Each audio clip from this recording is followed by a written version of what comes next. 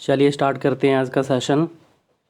Friends, topic है ताप एवं ऊष्मा और इसमें जो पॉइंट्स रहेंगे हमारे ताप व ऊष्मा का अभिप्राय, तापमापी और ऊष्मा संचरण। ये जो टॉपिक है ये आपके रीट एग्ज़ाम में दे रखा है सिलेबस में साइंस के, और इससे संबंधित ये इंपॉर्टेंट क्वेश्चन होंगे। टोटल ये 30 क्वेश्चन है और इसमें इन सब क्वेश्चन में मैंने 7th क्लास की जो RBSE की बुक है आपकी, उसका मैंने लाइन वाइज इसमें क्वेश्चन पुट अप किए हैं मेरी तरफ से। अब 7th क्लास का जो चैप्टर है इन 30 क्वेश्चन में कंप्लीट हो जाएगा और संभावित है कि इस वीडियो में से आपको क्वेश्चन देखने को मिलेगा। अगर इस टॉपिक में से आता है क्वेश्चन एग्ज़ाम में तो वीडियो को ध्यान से देखिए और लास्ट तक देखा कीजिए। बिल्कुल, मैंने आपको पहले भी कहा था कि स्टार्टिंग में कई बार क्वेश्चन लेवल लो होता है, लेकिन धीरे धीरे इनका लेवल क्या होता है, अप होता है। तो कोई भी क्वेश्चन आपके लिए हेल्पफुल हो सकता है, वीडियो को पूरा देखा कीजिए। चलिए स्टार्ट करते हैं। फर्स्ट क्वेश्चन, स्पर्श करके वस्तु के गर्म या ठंडा होने का पता लगाना विश्वसनीय होता है, विश्वसनीय नहीं होता है, दोनों सत्य हैं या दोनों कथन असत्य हैं। तो क्या हम स्पर्श करके वस्तु के गर्म या ठंडा होने का पता लगा सकते हैं? पता तो खैर लगता है कि गर्म है कोई चीज़ ठंडी, लेकिन ये विश्वसनीय नहीं है, ठीक है ना। ये विश्वसनीय नहीं होता फ्रेंड, ठीक है ना। कि जो पानी आपको एक समय के लिए ठंडा लग रहा है वही आपको दूसरे समय क्या लगेगा, गर्म भी महसूस हो सकता है, ठीक है ना। इसके लिए आप प्रैक्टिकली जो इसमें बता रखा है 7th क्लास की RBSE बुक, वहाँ से रीड कर सकते हैं। और लिखा है कि स्पर्श करके यानी कि छूने पर हम गर्म या ठंडे का पता नहीं लगा सकते। ये विश्वसनीय नहीं होता, विश्वास नहीं हो सकता इस बात पे। नेक्स्ट देखिए, किसी वस्तु की तुलना में गर्म या ठंडा होने की स्थिति का जिस कारण से या जिस गुण से पता चलता है उसे कहते हैं वस्तु का ताप, वस्तु का दाब, वस्तु का ताप व दाब दोनों और इनमें से कोई नहीं। तो किसी वस्तु का अन्य वस्तु की तुलना में गर्म या ठंडा होने का पता कैसे लगता है, इस गुण को हम क्या बोलते हैं, वस्तु का ताप बोलते हैं फ्रेंड, ठीक है ना। वस्तु का ताप बोलते हैं। यानी कि ताप में क्या होता है, अंतर होता है, तापांतर जिसको हम कहते हैं। और तापांतर जो होता है वो किसके समानुपाती होता है, ऊष्मा के समानुपाती होता है फ्रेंड। वस्तु का ताप मापने के लिए किस मीटर का उपयोग करते हैं? स्फेग्मोमैनोमीटर, थर्मामीटर, बैरोमीटर और एनीमोमीटर।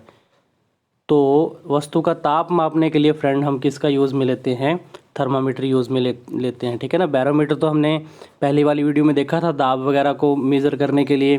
स्फेग्मोमैनोमीटर ये किस लिए होता है, BP को मेज़र करने के लिए। और एनीमोमीटर किसके लिए होता है, ये विंड की जो स्पीड है उसको फाइंड करने के लिए हम या मेज़र करने के लिए किसका उपयोग करते हैं, एनीमोमीटर का उपयोग करते हैं, ठीक है भाई। नेक्स्ट देखिए, तापमापी के प्रकार हैं प्रयोगशाला तापमापी, गैस तापमापी, अल्कोहल तापमापी और ये सभी। तो ये सारे के सारे प्रकार हैं किसके, तापमापी के, ठीक है ना।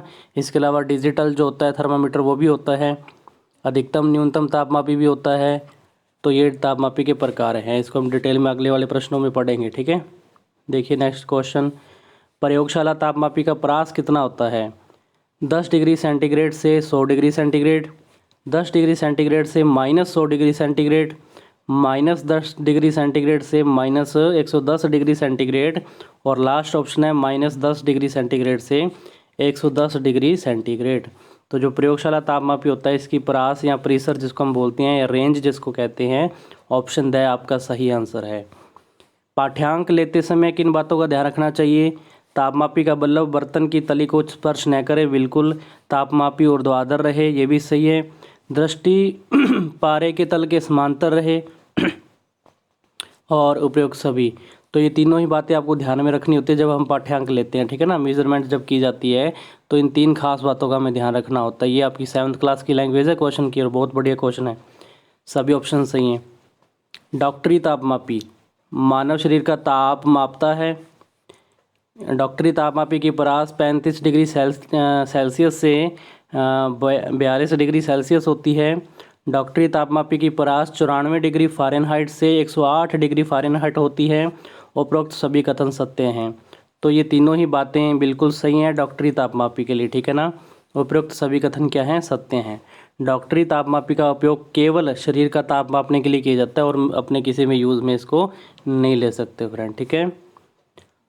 और नेक्स्ट देखिए क्वेश्चन, मानव शरीर का औसत तापमान होता है 37 डिग्री सेल्सियस, 98.6 डिग्री फ़ारेनहाइट, दोनों इनमें से कोई नहीं। तो दोनों ही बिल्कुल सही हैं। अगर सेल्सियस में मेज़र करें तो 37 डिग्री औसत की बात कर रहे हैं, ठीक है ना। और फ़ारेनहाइट में इसको मेज़र किया जाए तो 98.6 डिग्री फ़ारेनहाइट होता है मानव शरीर का औसत ताप। ये दोनों ही कथन क्या हैं, सत्य हैं। नेक्स्ट, एक बार उपयोग में लेने के बाद डॉक्टरी तापमापी को किससे धोया जाता है? प्रतिरोधी से, सामान्य जल से, आयोडीन विलयन से या ORS घोल से? तो एक बार उपयोग में लेने के बाद जो है तापमापी को किससे धोया जाता है या किस घोल में इसको रखा जाता है? तो प्रतिरोधी से, ठीक है ना। प्रतिरोधी जिसको हम इंग्लिश में एंटीसेप्टिक भी बोलते हैं, उसके दौरान इसको हम साफ़ करते हैं थर्मामीटर को, ठीक है ना। और सामान्य जल का उपयोग बिल्कुल नहीं कर सकते। सामान्य जल से क्या होगा, जो उसके ऊपर जर्म्स वगैरह है वो तो यानी कि हम कहेंगे उसको हम रिमूव नहीं कर सकते। और आयोडीन विलयन का उपयोग तो स्टार्च परीक्षण में होता है, और ORS घोल तो एक अलग चीज़ है ना, ओरल रिहाइड्रेशन सॉल्यूशन इसको हम बोलते हैं, तो ये अलग चीज़ है। इसका आंसर रहेगा प्रतिरोधी से। पारे के तल को ऊपर या नीचे जाने से कौन नियंत्रित करता है? विभंग या किंक, पारा, कांच या इनमें से कोई नहीं? तो विभंग या किंक जो इसमें एक लगा होता है वो क्या करता है कि पारे के तल को ऊपर या नीचे जाने से नियंत्रित करता है। मौसम की रिपोर्ट जानने हेतु कौन सा तापमापी सहायक है? डॉक्टरी, प्रयोगशाला, अल्कोहल या अधिकतम न्यूनतम? तो 7th क्लास में दे रखा है, इसका आंसर है अधिकतम न्यूनतम तापमापी का उपयोग किया जाता है।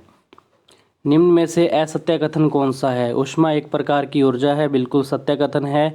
ऊष्मा का स्थानांतरण एक वस्तु से दूसरी वस्तु में होता है, बिल्कुल सही। और ऊष्मा के स्थानांतरण के कारण वस्तुएं गर्म या ठंडी अर्थात उसके ताप का ज्ञान नहीं होता, और उपयुक्त सभी कथन असत्य हैं। तो इनमें से आपको बताना है कि फाइनली आंसर क्या है कि असत्य कथन कौन सा इनमें से?